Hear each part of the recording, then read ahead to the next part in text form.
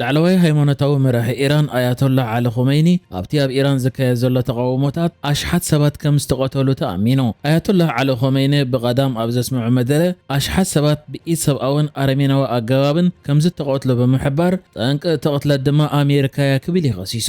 ኣብ ኢራን እዚ ሓድሽ ተቃውሞ ካብ ዝጅምር 3090 ሰባት ከም ዝተቐትሉ ኣብ ኣሜሪካ ዝመደበሩ ሁማን ራይት ኣክቲቪስትስ ኒውስ ዝተሰምየ ትካል ኣፍሊጡሎ። እቲ ቁፅሪ ካብዚ ንላዕሊ ክኸውን ከም ዝኽእል ዝገለጹ ገለ ተጣበቕቲ ሰብኣዊ መሰላት እውን ኣለዉ። ኣብቲ ሃገር ኣገልግሎት ኢንተርኔት ተቋሪጹ ስለ ዘሎ እቲ ኣብ ባይታ ዘሎ ሓቂ ክረጋገጽ ኣጸጋሚ እዩ ገይርዎ ዘሎ። ፕሬዚደንት ኣሜሪካ ዶናልድ ትራምፕ ኣብ ቀረባ መዓልታት እቶም ኣብ ኢራን ዝቃወሙ ዘለዉ ሰባት ተቃውሞኦም ክቐጽሉ ብምጽዋዕ ሓይልታት ጸጥታ ኢራን ክቐትልዎም እንተጀሚሮም ኣሜሪካ ወተሃደራዊ ምትእትታው ከም እትገብር ቃል ኣትዩ ነይሩ እዩ። ላዕለዋይ ሃይማኖታዊ መራሒ ኢራን ኣያቶላ ዓሊ ኸሜኒ ኣብቲ ሂብዎ ዘሎ መደረ እቶም ምስ እስራኤልን ኣሜሪካን ርክብ ዘለዎም ዓብ ዕንወት ኣኸቲሎም ኣሽሓት ሰባት ንቕተሉውን ምኽንያት ኮይኖም እዮም ክብል እንከሎ ፕሬዚደንት ኣሜሪካ በቲ ኣብ ልዕሊ ህዝቢ ኢራን ዘውረዶ ጉድኣት ዕንወትን ጸለመን ከም ገበነኛ ኢና ንቆጽሮ እውን ኢሉ። እቲ ብሰንኪ ምንቁልቋል ቆጠባ ኢራን ብ28 ታሕሳስ ዝጀመረ ተቃውሞ ስልጣን ላዕለዋይ መራሒ ኢራን ንኸበቅዕ ናብ ዝጽውዕ ተቃውሞ ተቐይሩ እዩ። መንግስቲ ኢራን እቲ ብጸላእቲ ኢራን ዝድገፍ እዩ ዝበሎ ሰልፍታት ተቃውሞ ንዓብዪ ክብል ገሊጽዎ እዩ። ሰልፈኛታት ብዝተተኮሰሎም ጥይት ከም ዝተቐተሉ ዘርኢ ቪድዮ ድማ ተዘርጊሑ እዩ። ኣብ ኢራን ኣብ ዘዋን ኣገልግሎት ኢንተርኔት ዳርጋ ሙሉእ ብምሉእ ተቋሪጹ እዩ ዘሎ። ትማል ቀዳም ኣብ መላእቲ ሃገር ምስቲ ቅድሚ ተቃውሞ ምጅማሩ ዝነበረ ዋሕዚ ኢንተርኔት ብምንጻር ኣብቲ ሃገር 200 ጥራይ ከም ዘሎ ንፍጥነት ኢንተርኔት ዝከታተል ኔት ብሎክስ ዘውፅእ ሓበሬታ የመልክት። ዝሓለፈ ውሑዳት መዓልታት ቁፅሪ ማእሰርቲ ከም ዝነከየ እዩ ዝግለጽ ዘሎ። እንተኾነ ኣብቲ ሃገር ኣገልግሎት ኢንተርኔት ክሳብ ዘይሃለወ ነዚ ምርግጋጽ እውን ዝከኣል ኣይኮነን። ኣብ ደቡባዊ ምዕራብ ኢራን ሺራዝ ኣብ ዝበሃል ከተማ እትነብር ኢራናዊት ኣብ ዝሃበቶ ቃል ሓይልታት ጸጥታ ንኹሉ ነገራት ኣብ ትሕቲ ሙሉእ ምቁፅጻር ንምእታው ብብዝሒ ብሞተር ብሽክለታ ኮለል እናበልዮም ዝሕልው ዘለዉ ብሓፈሻ ግን ኩሉ ነገራት ናብ ንቡር ዝተመለሰ ይመስል ኢላ። ኤርትራ ኣብ ግዜ ኩናት ትግራይ ኣብ ጎኒ መንግስቲ ፌደራል ብምዃን ኣብቲ ኩናት ኣብ ዝተሳተፈትሉ እዋን ኣብ መሬታ ዝዕለሙ ዝነበሩ ሰራዊት ሶማል ኣብቲ ውግእ ኣሳቲፋ ንዝብል ክሲ ሕጂ እውን ደጊማ ነፂጋቶ።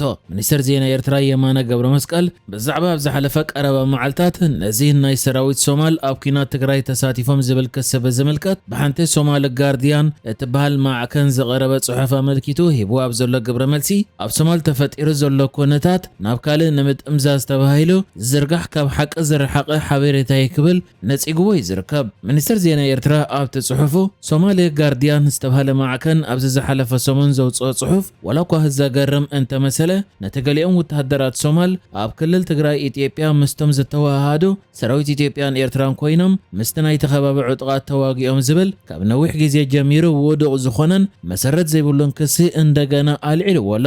ኣብዚ እዋን እዚ ናብ ከምዚ ዓይነት መሰረት ዘይብሉ ዛንታ ምምላስ ዘለዎ ሕቡዕ ዕላማ ብዙሕ መዳያት ዘገርም እዩ። ብተወሳኺ እዚ ተንኮል እዚ ምስቲ ኣብ ሶማል ዘሎ ህልው ኩነታት ተተሓሒዙ ዝካየድ ዘሎ ጽዑቕ ናይ ሓሶት ወፈራ ንምዕዋትን ኣቓልቦን ንምጥዋይን ተባሂሉ ዝተወጠነ ምዃኑ ንምእማን ዘኽእሉ ብቑዓት ምኽንያታት ኣለዉ ክብል ይመሊሱ። እዚ ከምዚ ኢሉ እንከሎ ድማ ንነዊሕ ዓመታት ነቲ ኣብ ኤርትራ ዘሎ መሪሕነት ዝቃወም ምንቅስቓስ ክገብር ዝጸንሕን ናይ ቅድም ኣብ ፔንታጎን ማለት ኣብ ሚኒስትሪ ምክልኻል ኣሜሪካ በዓል ስልጣን ዝነበረ ሚካኤል ሩቢን ሕጂ እውን ኣብ ሓንቲ ዋሽንግቶን ኤግዛማይነር እትበሃል ማዕከን ዘርጊሕዋ ኣብ ዘሎ ጽሑፍ ዶናልድ ትራምፕ ኣብ ኤርትራ ናይ ስርዓት ለውጢ ንኽደግፍ እዩ ፀዊዕ ዘሎ። እዚ ብተደጋጋሚ ከምዚ ዓይነት መግለፂታት ዝሃበን ቅድሚ ሕጂ እውን ብወገን ኤርትራ ብፍላይ ድማ ሚኒስትር ዜና ኤርትራ ግብረ መልሲ ተዋሂብዎ ዝፈልጥ ሚካኤል ሩቢን ሕጂ ድማ ንምትሓዝ ፕሬዚደንት ቬኔዙዌላ ኒኮላስ ማዱሮ ብትራምፕ ጠቒሱ ዶናልድ ትራምፕ ኣብ ኤርትራ ናይ ስርዓት ለውጢ ንኽደግፍ እዩ ፀውዒት ኣቕሪቡሉ ዘሎ።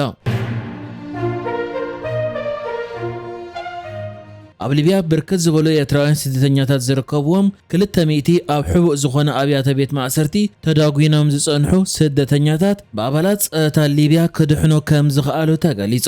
እቶም ኣብ ሕቡእ ዝኾነ ኣብያተ ቤት ማእሰርቲ ብደላሎ ተኣሲሮም ኣብ ኢድ ሰብኣዊ ኩነታት ዝነበሩ እዞም ኤርትራውያን ዝርከብዎም 200 ስደተኛታት ኣባላት ጸጥታ ሊብያ ድሕሪ ዝረኸቡ ሓበሬታ ኣብቲ ከባቢ ተፍቲሽ ድሕሪ ምግባሮም እዮም ተረኺቦም። እዞም ሕጂ ብኣባላት ጸጥታ ሊብያ ካብ ሕቡእ ኣብያተ ማእሰርቲ ናይ ደላሎን ዘይሕጋውያን ኣሰጋገርትን ተለይቆም ዘለው ብርክት ዝበሉ ኤርትራውያን ዝርከብዎም ስደተኛታት ኣብ ደቡባዊ ምብራቕ ሊብያ ኣብ እትርከብ ከተማ ኩፍራዮም ተቐይዶም ጸኒሖም። እቶም ነዚኦም ብዙሓት ኤርትራውያን ስደተኛታት ዝርከብዎም 200 ስደተኛታት ኣድሒኖም ዘለው ኣባላት ፀጥታ ሊብያ ሂቦሞ ኣብ ዘለዎ ሓበሬታ እቶም ስደተኛታት ኣብ ትሕቲ መሬት 3 ሜትሮ ዕምቆት ኣብ ዘለዎ ቦታ ኣብ ዝተሃንጸ ሕቡእ ኣብያተ ቤት ማእሰርቲ ከም ዝረኸብዎምን ገሊኦም ድማ ኣብዚ ሕቡእ ኣብያተ ቤት ማእሰርቲ ንልዕሊ 2 ዓመት ተዳጒኖም ጸንሑ ከም ዝኾነውን ገሊጾም ኣለዉ።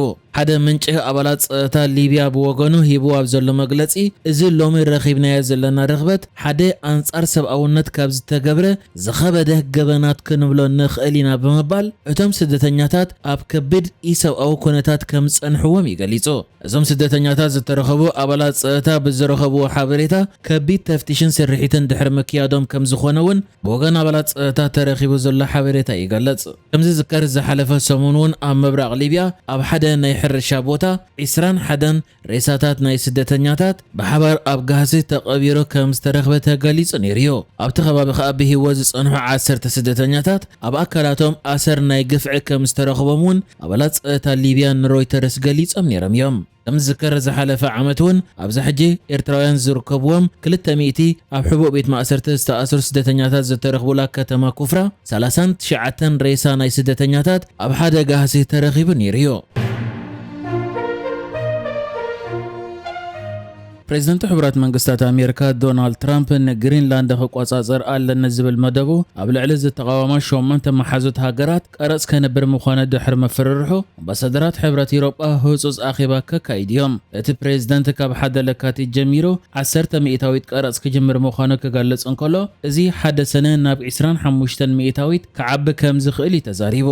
በዚ ዴንማርክ፣ ኖርዌይ፣ ሽወደን፣ ፈረንሳ፣ ጀርመን፣ ዓባይ ብሪጣንያ፣ ሆላንድን ፊንላንድን ክጽለዋያን ቀዳይ ሚኒስትር ዓባይ ብሪጣንያ ኬር ስታርመር ሓበራዊ ድሕነት መሻርክቲ ኔቶ ብምስዓብ ኣብ ልዕሊ መሓዙት ሃገራት ቀረጽ ምግባር ፍጹም ጌጋ ይክብል እንከሎ ኢማኑኤል ማክሮን ድማ መፍራሕ ቅቡል ኣይኮነን ክብል ተዛሪብሎ። ብቐዳም ኣብ ከተማታት ዴንማርክ ከምኡውን ኣብ ርእሰ ከተማ ግሪንላንድ ኑክ ኣንጻር ውጥን ትራምፕ ሰልፊ ተኻይድዮ። ቀዳማይ ሚኒስተር ፊንላንድ ፔትሪ ኦሪቦ ብወገኑ ታሪፍ ንወላ ሓደ ኣይጠቅምን ብምባል ንኤውሮጳን ኣሜሪካን ዝሃስም ምዃኑ ገሊጹ። እቲ ቀዳማይ ሚኒስተር ኣብ ማሕበራዊ ገጻት ኣብ ዘስፈሮ ጽሑፍ ኣረኣያ ፊንላንድ ኣብ መንጎ መሻርክቲ ዝህሉ ሕቶታት ብዘተንበር ብጸቕጢ ክፍታሕ የብሉን ዝብል ኢሉ ብዓብዩ ብዛዕባ ኣርክቲክ ዘሎ ናይ ፀጥታ ጉዳይ ዘለና ስክፍታውን ኣልዒልና ኣለና ምክንያቱ እዚ ንፊንላንድ ወሳኒ ነገር ኢሉ ንሳ ሲዕቡ ንሕና ግዛእታዊ ሓድነት ዴንማርክን ግሪንላንድን እና ኣኽበርና ምስ ኩሎም መሓዙትና ሓቢርና ንፀጥታ ኣርክቲክ ክንሕሉ ኢና ንፅዕር ኢሉ መወዳእታ ከዓ ታሪፍ ንኤውሮጳን ኣሜሪካን ክጎድእ እዩ ንማንም ኣይጠቅምን እዩ ንሕና ከዓ ምስ ኤውሮጳውያን መሻርክትናን መቃርብትናን ብቅርበት ንሰርሕ ኣለና እውን ኢሉ نحجز تدالو الزيناتات ازينيرو بكالك ساب نرغب سلام نعخم